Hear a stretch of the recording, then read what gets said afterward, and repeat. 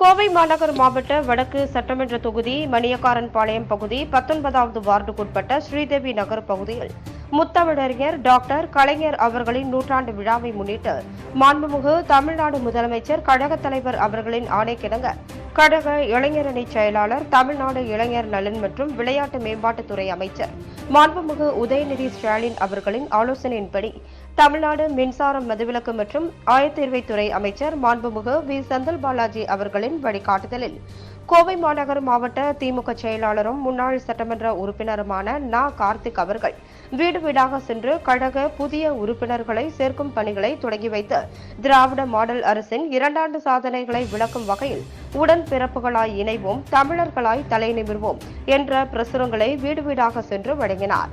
இதில் பொதுக்குழு உறுப்பினர் சா. கார்த்திகேயன், மணியக்காரன்பாளையம் பகுதி செயலாளர் அஞ்சுகம் பழனியப்பன், வார்டு செயலாளர் குமார், வார்டு அவைத் தலைவர் அருணாச்சலம், துணை செயலாளர் வெற்றிவேல், குருசாமி, சுசீலா, வட்ட பிரதிநிதிகள் கதிர், மனோஜ், காசி, ஆட்டோ விஜயன், BLA2 ஜோதி, ரங்கநாதன், மாவட்ட தகவல் தொழில்நுட்ப அணி துணை ஒருங்கிணைப்பாளர் சுரேஷ்குமார் மற்றும் கழக நிர்வாகிகள், கழக உடன்பிறப்புகள் மற்றும் பொதுமக்கள் பங்கேற்றனர்.